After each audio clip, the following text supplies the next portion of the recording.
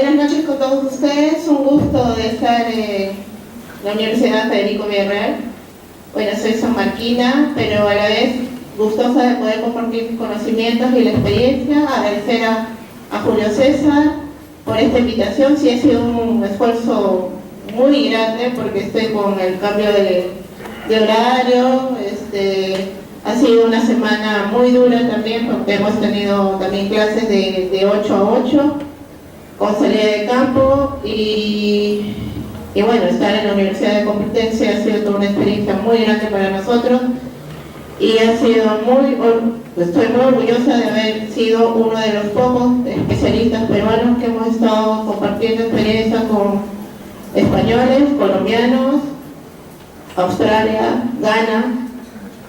Ghana nos ha llamado mucho la atención que también está entrando mucho con temas de restauración. Pero el curso no fue básicamente de restauración, fue un elemento muy importante que actualmente es un elemento clave que es para lo que es minería. Pero si yo no les puedo hablar de georrestauración, si no empezamos haciendo restauración ecológica, que hay términos y conceptos que actualmente en Perú no se manejan muy bien y eso debemos primero dominarlo para saber si es que queremos hablar de georrestauración.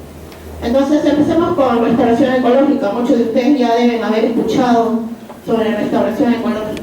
Bien.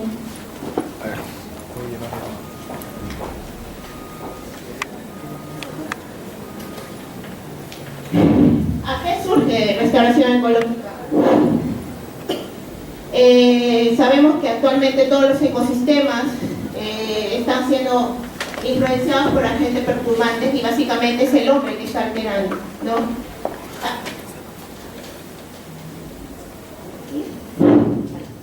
Se la grita en el campo también. Sí, está demostrada. Ya hace mucho tiempo que no expongo así en público. Bueno, se están alterando ecosistemas, hábitats y sobre todo ecosistemas frágiles que actualmente ustedes saben que en la normativa hay una lista de ecosistemas frágiles. Entonces hay que ponerle solución a esa depredación, a esa alteración que está haciendo el hombre. Siguiente.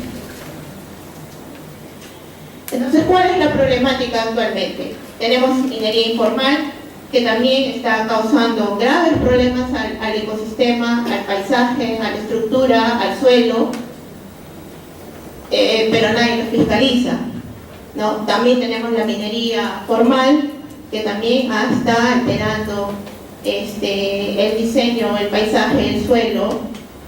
Sin embargo, ellos están preocupados y tienen el interés de poder recuperar el ecosistema que están alterando, basado en las nuevas normativas que nosotros tenemos en Perú. ¿Dónde se hace también restauración ecológica? Se hace también en los incendios. Y ustedes se dirán, no, pero eso solo se ve en otros países, ¿no? Como Estados Unidos, México. No, nosotros también tenemos graves problemas de depredación de ecosistemas por los incendios que hacen en la sierra para el cambio de estación. Antes de empezar las lluvias, se queman hectáreas y hectáreas de pastizales y con ellos se depredan gran cantidad de ecosistemas y especies en peligro de extinción o nativas, ¿no? Y bueno, el otro es la contaminación por petróleo, ¿no? Entonces, ¿cómo restaurar? ¿No? Siguiente. Entonces surgen muchas informaciones actualmente, ¿no? Hay libros de fundamentos de restauración ecológica y Colombia, España. España básicamente empezó a restaurar. ¿Y por qué España empezó a restaurar? Porque ya prácticamente ha explotado todos sus recursos y ahora tiene que restaurar todo lo que ha depredado. Entonces ellos iniciaron esta temática y Colombia empezó a adquirir sus conocimientos y ellos también han sacado ya libros de sus experiencias y de ahí le sigue Chile, ¿no? Entonces, por ejemplo, tenemos el libro de restauración ecológica de páramos, ¿no? Ya se van especificando un poco más en lo que es Chile. Colombia también tiene su manual de restauración ecológica, pero Colombia sacó su Congreso Colombiano de Restauración Ecológica, ya va en el 5º Congreso de Restauración Ecológica de Colombia, Pero a eso se unió la comunidad CER, que es la Organización Mundial de Restauración Ecológica, que el año pasado en Iguazú se hizo el primer congreso interamericano donde se unieron todos los países para hablar de restauración ecológica en todos los ecosistemas, en mar, en páramo, en sierra, en selva, con petróleo, con minería, con extracción de minerales preciosos, esmeralda, en todo lo que pueda ser extracción de recursos y en todo tipo de ecosistemas se expusieron todas las investigaciones que se vienen realizando. Y adicionalmente se han hecho guías, ¿no? 7. Entonces, en resumen, la humanidad ha venido transformando ecosistemas terrestres, causando grave daño al soporte de la vida del planeta, ¿no? Y eso lo dicen los autores, ¿no? Hobbes y Harris. Las actuales tasas de fragmentación y pérdida de hábitats han llegado a muchas especies que se encuentran en peligro de extinción. Nosotros actualmente, hace 2 o 3 meses, CERFOR ha sacado su lista de especies del CITES, sus especies categorizadas en el libro rojo. Pero también tenemos el decreto supremo 004 de 2014, donde están todas las listas de especies categorizadas. Entonces nosotros también tenemos especies en peligro de extinción, o categorizadas o endémicas, ¿no? Pero también tenemos una lista de ecosistemas frágiles, y entre ellos tenemos las lomas, ¿no? Especies que están en estado vulnerable. Ahí tienen una planta, no sé si la conocen, y que también tenemos trabajo con temas de rescate, que es Chuquirá espinosa, Ophedales, que es un tema crítico en Perú, ¿no? ¿Por qué? Porque hay una especie importante que es Lisicha, y a la vez que el bofedal tiene una carga de agua y por ende es un hábitat crítico, y se hacen también temas de restauración, o las empresas piden hacer programas de restauración para estos hábitats. Y tienen un hábitat de geocita que es peruviana, que es endémica, ¿no? Todo eso implica que hay que hacer trabajos de restauración. ¿Sí ven?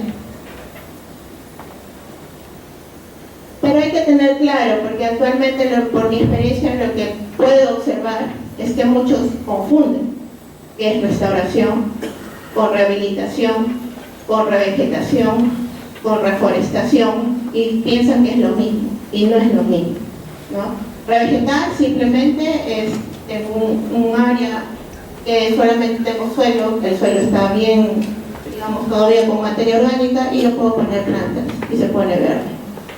Entonces estoy revegetando. Si quiero hacer reforestación, puedo poner eucalipto, y no necesariamente estoy restaurando el ecosistema. ¿Qué estoy haciendo? Prácticamente lo estoy alterando, pero estoy poniendo una planta que ni siquiera es de Perú. Y saben que el eucalipto es una especie que depreda el suelo, se absorbe toda la materia orgánica, y además es repelente. O sea, animales que estén cerca, no, la única que va a llegar es la abeja, porque necesita la flor para poder ver néctar, ¿no? Pero ¿por qué sembramos eucalipto? ¿Por qué algunas empresas mineras apoyan a las comunidades a sembrar eucalipto? ¿Alguien tiene una respuesta? ¿El valor económico? El valor económico. ¿Ustedes saben cuánto puede costar una hectárea de palos de eucalipto? ¿Y de dónde se van los palos de eucalipto? Uno, los palos de eucalipto sirven para los socavones, tengo entendido. 2, para poder vender a todas las agroexportadoras que están exportando uva. Todos los viñedos necesitan palos de eucalipto. ¿Y saben cuántas hectáreas tenemos? Camposol nada más, en Piura tiene 2000 hectáreas de Great Red Block. ¿Cuántos palos de eucalipto necesitaría? Prácticamente todo un bosque, ¿no? Entonces, para restauración ecológica, tú no puedes ir con tu bandera y decir soy un ambientalista, conservo el medio ambiente y tenemos que restaurar. Vas a salir con piedras, te van a sacar a piedras y a palazos, ¿no? Entonces, para hacer restauración ecológica, también tienes que pensar en la economía de la comunidad que está alrededor. Y posiblemente no puedas hacer restauración ecológica, ¿no? Porque de repente solamente podrías llegar a hacer una rehabilitación, y dependiendo de qué puntos de la sociedad o la comunidad podrías hacer de repente una reforestación. Pero también tienes que pensar en la economía de esa comunidad que está alrededor. Entonces, ¿cuál es el concepto de restauración ecológica? Es una actividad intencional que inicia y acelera la recuperación del ecosistema con respecto a la salud, integridad y sustentabilidad, con referencia que puede definir de una forma general cómo el proceso puede ayudar al restablecimiento del ecosistema que ha sido degradado y dañado. En conclusión, restauración va a ser que el ecosistema sea sustentable a través del tiempo y que los servicios ecosistémicos se vean a través del tiempo. Solo así tú puedes decir que has hecho una restauración. Entonces, para poder hacer restauración, tú tienes que saber entonces lo que es sucesión primaria, qué es sucesión secundaria, los diferentes mecanismos de invasión de las especies, ¿no? La importancia del banco de semillas para la regeneración de comunidades, las identificaciones de las especies claves en el proceso sucesional, el comportamiento demográfico. Ese punto final es lo que se ha detallado en España actualmente, porque muchos no lo están tomando en cuenta. Entonces, los procesos fenológicos, el papel que desempeña la perturbación de la estructura de la comunidad, la dinámica de los ciclos biogeoquímicos. Si los que no les gustó estudiar química, lamentablemente lo van a tener que ver en restauración, si es que quieren ser unos restauradores. Si no les gustó la fisiología de las plantas, bueno, no van a ser restauradores, ¿ya? ¿Y por qué? Porque todo eso va a ser una estrategia. Ustedes van a tener que plantear estrategias para poder restaurar. La restauración no es que viene en un libro, no es solo leer 5 libros, es leerse los 5 libros y pensar en una estrategia y plasmarla en realidad de Perú. No es copiar y pegar. Lamentablemente, eso es lo que hemos dicho en España. Perú, a diferencia de España, tú la tienes fácil porque casi todo tus formaciones vegetales es lo mismo. Perú en menos de 200 metros puede llegar a contar hasta 3 formaciones vegetales. Y creo que Omar no me puede mentir porque ahí en Ariana hemos visto bofedal, pajonal, pepuna y matorral en menos de 1 hectárea, ¿no? Entonces, eso te complica más el tema de restauración, ¿no? ¿Cómo vas a restaurar un área donde tiene hasta 4 formaciones vegetales? Y si tienes bofedal, más jálate los pelos porque ¿cómo haces? ¿No? Pero nada es imposible, eso sí nos quedó claro, ¿no? Hay que buscar alternativas y estrategias. Sigamos. Entonces vamos a hacer un pequeño ejemplo, porque ustedes dirán, sucesión primaria, secundaria, que la fisiología, que la bioquímica y que la especie vulnerable y que todo lo demás, que tan importante es en un ecosistema y cómo voy a hacer que sea sustentable mi restauración o no. Vamos a poner un ejemplo. Ese es un murciélago, un cactus y un guanaco. Las tres son especies categorizadas. Las tres están en un hábitat desierto costero al sur de Perú. No voy a decir en qué presa ni nada. Acá no estamos haciendo restauración ecológica, pero más o menos el ejemplo para que sepan cómo es el ciclo. El murciélago se alimenta de la flor del cactus. Al alimentarse de la flor del cactus, del cactus, que en este caso es Guerocereus, le he puesto el nombre porque es complicado. El murciélago sí es Platanina genovensis y bueno, el guanaco sí es mucho más fácil. El murciélago se alimenta del polen, pero en la noche visita varias flores. ¿Y qué es lo que va a hacer? ¿Alguien me podría decir qué es lo que puede hacer? Polinización. ¿Y qué trae con eso la polinización? A ver, Diversificación de la especie. ¿Puedes pararte? Es que es así, lamentablemente ustedes ya no van a hacer, terminan la universidad y Julio César dice, Marcela Verdime, y tú no, tienes que parar y tienes que pensar tus ideas. Cuesta, pero así es. A ver, explícame qué sería tu estrategia. Bueno, con lo que es la parte del murciélago y en las noches hace la polinización, me comenta, yo creo que es la diversificación de la especie. ¿Y qué más te contrae? Te conlleva esa polinización. Está bien, hay un cruce GO2, fenología, genotipos, los Weber ahí se combinan, pero ¿qué más? ¿Qué resulta? Bueno, entonces tendríamos especies híbridas, dependiendo. Ya te estás ya fumando mucho.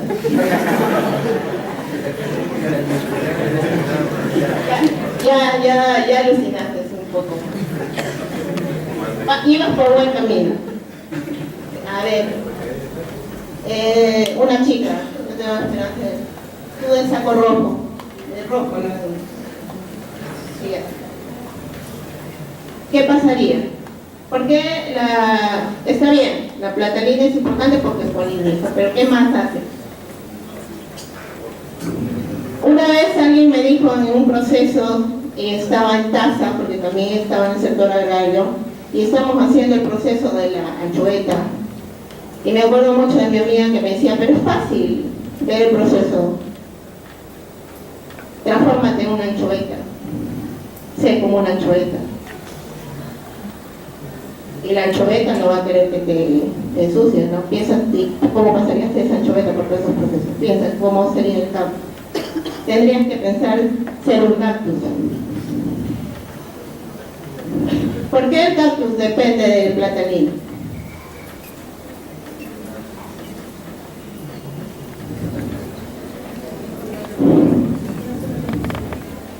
Ya.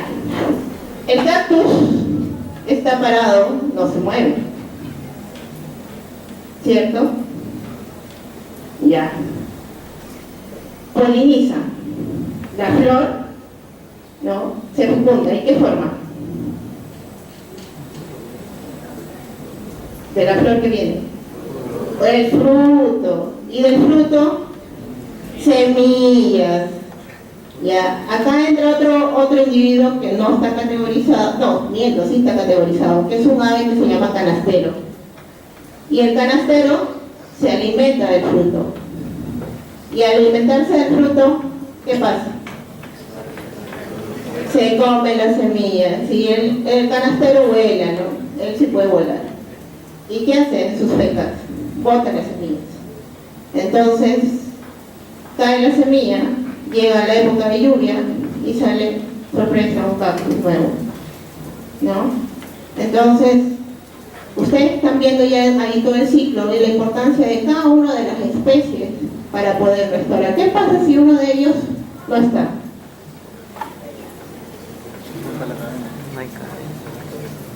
Se rompe la cadena, se cae la cadena. ¿Ah? Entonces el pobre guanaco ya no tiene que comer, porque el guanaco extrae alimento y sobre todo agua de los cactus, ¿no? Entonces ustedes están viendo qué tan importante es la cadena. Hay un ejemplo que ustedes pueden buscar en la Nat Geo sobre el tema de los lobos de Jeffreys y cómo manejando una sola especie pudieron restaurar todo un paisaje, ¿no? Es interesante. Y eso es lo que te pide restauración. Saber el esquema, el hábitat, cómo se forma la cadena, porque un elemento es clave para poder hacer restauración, ¿no? Entonces, si tú haces restauración, pones tu cactus, pones tu guanaco, pero si no pones al murciélago, tu ecosistema no es sustentable a través del tiempo. Entonces, de ahí, de ese pequeño ejemplo que hemos tenido, podemos considerar criterios, ¿no? El diagnóstico, hay que hacer un diagnóstico integral del ecosistema degradado. Si tenemos un ecosistema, por ejemplo, un bofedal, Hay muchos. ¿Ustedes saben qué diferencia de un bofedal de un césped de puna inundable? Y ese es un problema que ahí comentó también el ingeniero que anteriormente, ¿no? OEFA a veces mucho fiscaliza y ni siquiera sabe diferenciar qué es un bofedal de un césped de puna inundable. Son ecosistemas completamente diferentes, con valores ecosistémicos completamente diferentes. ¿Alguien me puede decir eso? Es un punto, pero no el definitivo. Atrás, a ver, de repente también se duermen. Bien. El de casaca roja.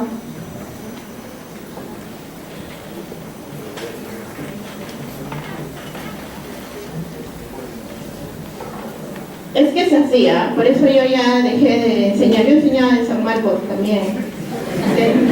Y lo chistoso era que en mi aula me invitaba a mi profesora, ya retirada. Era el curso que dictaba era entomología aplicada, porque 8 años en agricultura con agroexportadores aprendí un montón. Y yo miraba la lista, eran 25 alumnos, y a mi clase solo llegaban 5. Porque decían que era un curso electivo y era fácil, lo que no sabían que lo iba a dictar yo. Entonces, diapositivas ahora tienen la suerte de tener letras, pero eran full fotos, así que, y todo era intervención. Lo bueno que esos 5 alumnos que asistían sacaron 18, el resto jalados, porque no asistían. Y mejor ejemplo son las experiencias, y es discutir, porque a ustedes se les va a quedar, ¿no? A ver, de rojo, ¿qué diferencia habría entre un bofedal y un césped de puna inundable?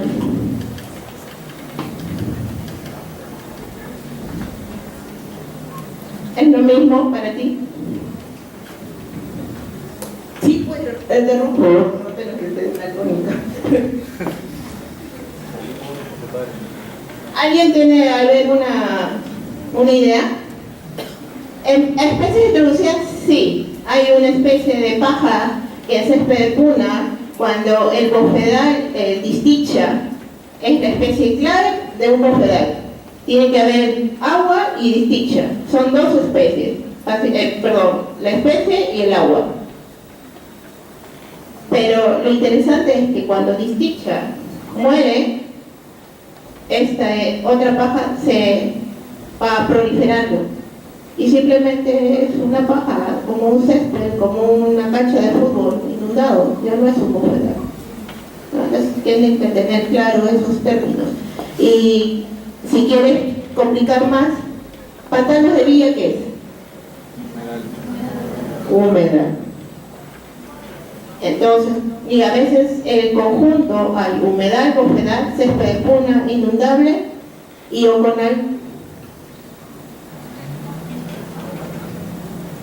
¿Dónde encontramos oconal? En la sierra. ¿En qué parte? Cabeza o cola de una laguna, generalmente. Ahí encontramos oconal.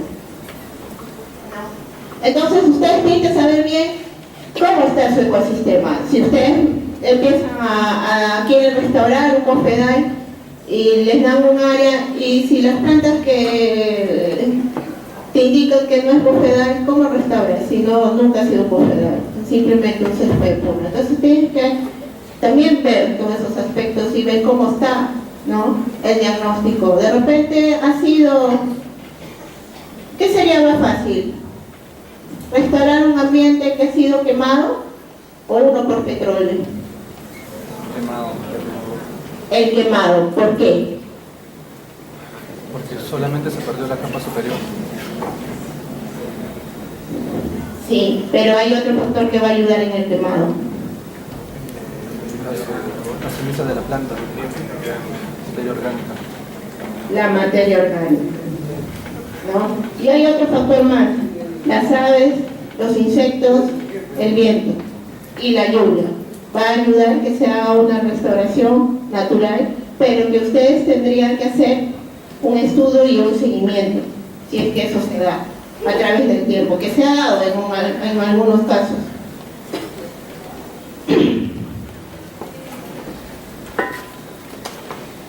Buscamos la estrategia y luego planteamos soluciones. Pero ¿cómo vas a plantear soluciones si no hay ninguna experiencia en Perú? ¿Qué harían?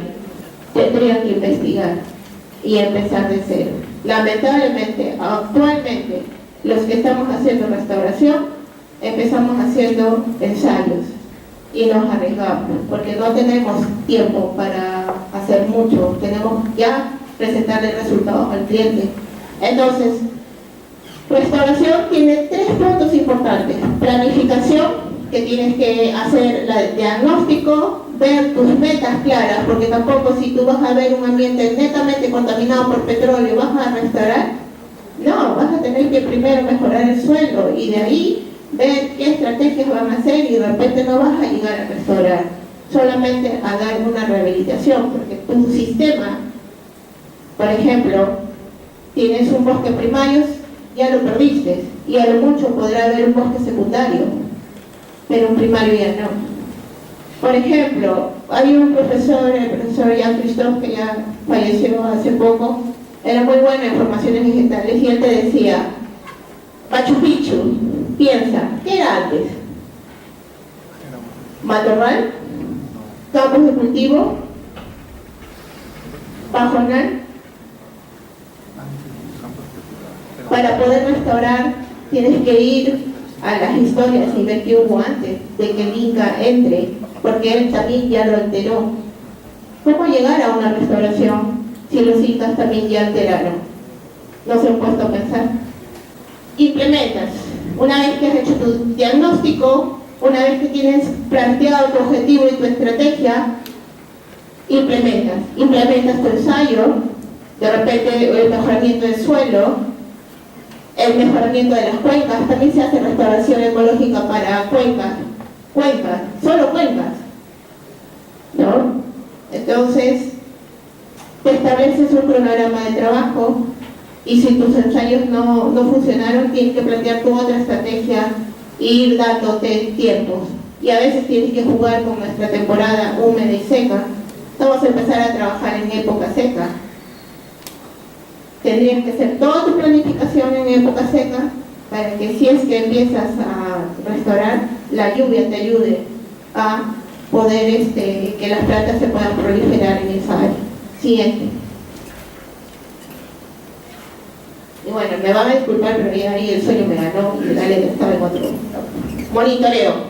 La restauración no termina en el diagnóstico o la implementación. Tú me dices: ya puse como muchas empresas lo hacen, en sus planes de cierre tienen 1 metro cuadrado y dicen: ah, ya, Ichu, sembremos Ichu, ya está, ya restauré.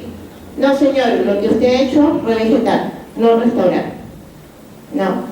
Entonces, hay que hacer un monitoreo. Tu Ichu está solo, luchando contra el viento, la helada y todo, solito está el Ichu. Entonces tú entras a monitorear, porque si llegaron los insectos, quiere decir que esa área que está en un proceso de restauración ya empezó a darte frutos. Porque si llegan, por ejemplo, carábidos, escarabeidos, eminópteros, en otras palabras, escarabajos depredadores, escarabajos detritívoros, avispas parasitoides, quiere decir que ya empezó a formarse el ciclo, ¿no? El ciclo biológico ahí, y ya empiezas a encontrar, al menos en los insectos, toda la cadena alimenticia, desde depredadores hasta coprófagos. Y eso te da un buen indicio que tu restauración va por buen camino. Como lo ha hecho una doctora en España en restauración de suelos degradados, solamente sus indicadores han sido colépolas. ¿Saben lo que son colépolas? ¿No ven que si quieren ser restauradores tienen que abrir su abanico de información? Porque si ustedes me dicen: ah, restauré mi suelo, ¿y cuál es tu indicador de que dice que has restaurado tu suelo? No vas a ir a un laboratorio y hacerle al suelo los análisis. Sí lo vas a hacer, pero tiene que haber vida, porque si no hay vida, quiere decir que tu suelo sigue siendo infértil. Los colépolas antes estaban dentro de los grupos de los insectos y después los investigadores los sacaron porque no reunían todas las características para ser insectos. Pero resulta que si ustedes compran una planta con su maceta con compus, van a ver unos animalitos que saltan y esos son los colépolas. Los colépolas aparecen cuando el suelo ya empieza a haber descomposición. Los colépolas hay unos que tienen los ojos bien grandes, eso quiere decir que están en suelo mucho más compacto porque necesitan los ojos más grandes para poder ver, porque no tienen mucha luz. Pero los que tienen el ojo bien chiquito están en un suelo, digamos que aireado, ¿no? Y no necesitan tener un ojo tan grande para poder ver. Entonces solo con eso puedes ver si tu suelo ya está empezando a mejorar, como son las hormigas. Hay hormigas que solamente están en suelo arenoso, más no en suelo con materia orgánica. Entonces son indicadores, muy buenos indicadores de cómo va mejorando tu suelo. Entonces, eso te va a ayudar para poder monitorear. A veces no está así bonito, tú dices, está verde, cobertura, está perfecto.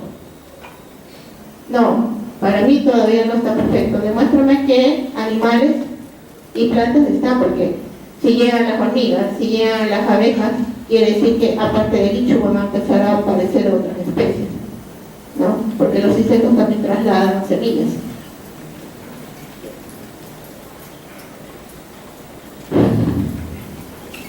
Y bueno, Perú no se quiso quedar atrás y sacó su lineamiento para restauración de ecosistemas forestales y otros ecosistemas de vegetación silvestre. Se unieron varios investigadores también, no tanto investigadores, más bien empresas y gente de CERFOR. Y bueno, no hay experiencia y lo que pude ver es que los conceptos eran muy confusos, no lo tenían claro y hicieron un lineamiento basado en experiencia de afuera, que no está basada en la experiencia de nosotros, porque no tenemos experiencia. Sin embargo, ojo, que los lineamientos, como le dije a un cliente, son lineamientos. No significa que tú los vas a seguir al pie de la letra porque tu ecosistema o tu problema puede ser muy diferente y tienes que buscar nuevas estrategias y no puedes seguir todas las pautas que diga la guía. Simplemente es un lineamiento o simplemente una guía para poder hacer restauración.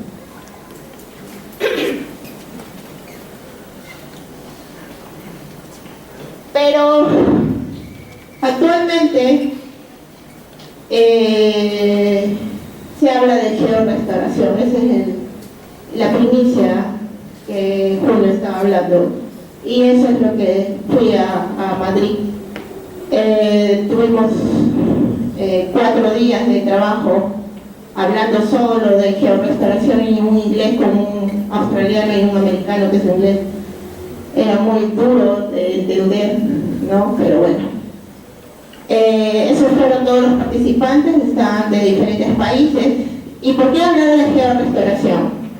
¿Qué es lo que yo les dije? Restauración la tenemos que dejar tan igual o aparentemente igual a nuestro ecosistema.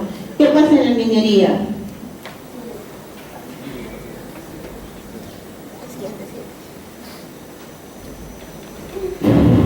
Bueno, ahí solamente hay una parte, pero siempre forman los famosos desmonteras, ¿no es cierto?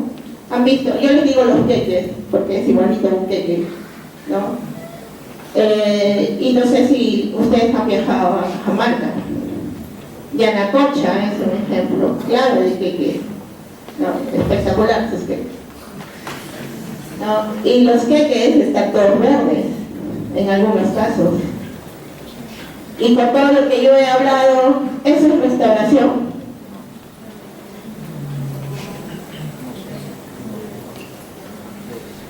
No. ¿Qué sería?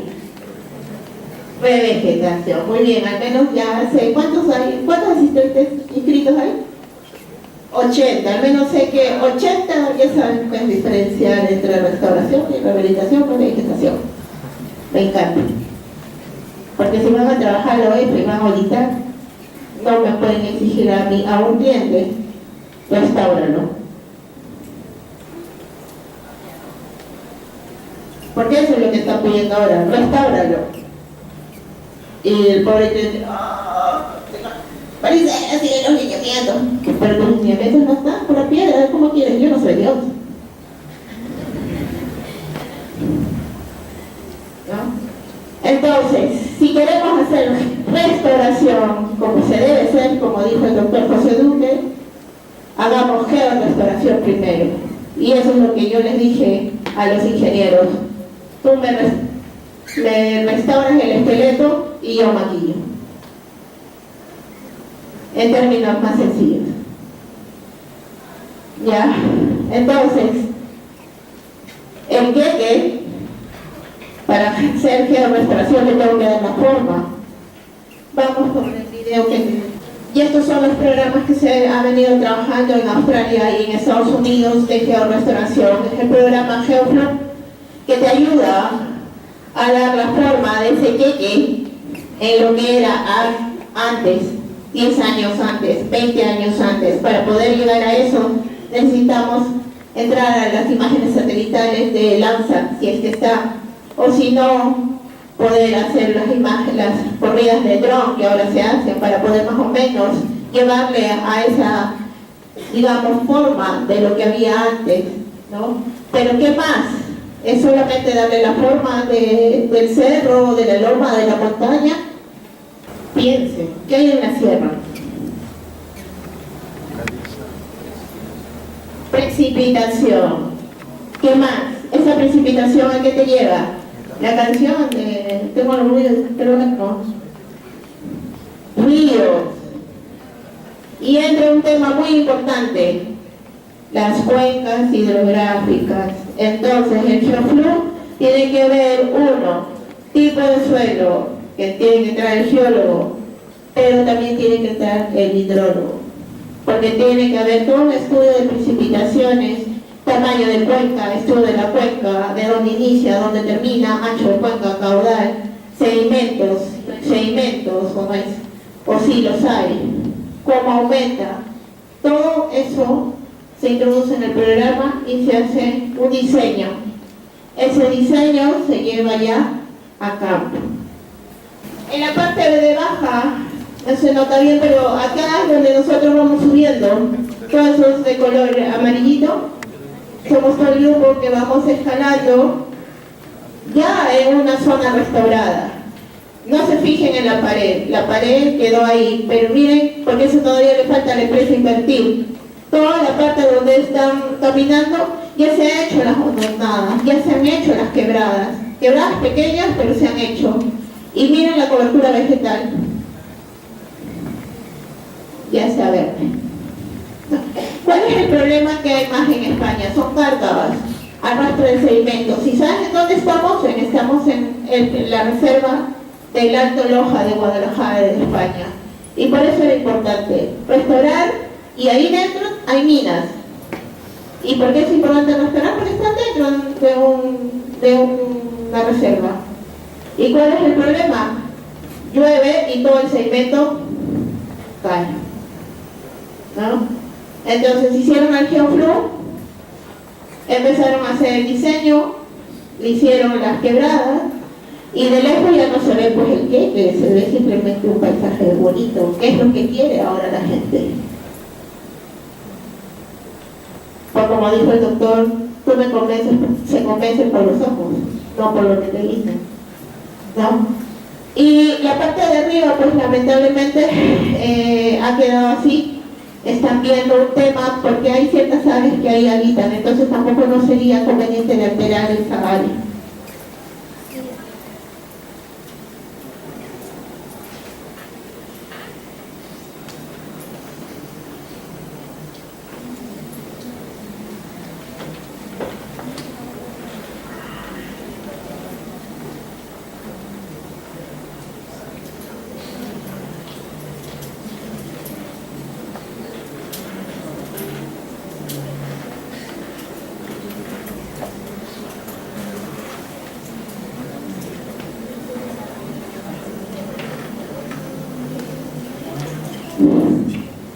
Bueno, y ahí están los creadores del GeoFlu, que es el doctor José Duque con el doctor Nicolás de Estados Unidos, y el doctor de Australia, pero tú dices, ah, qué bonito, ¿no?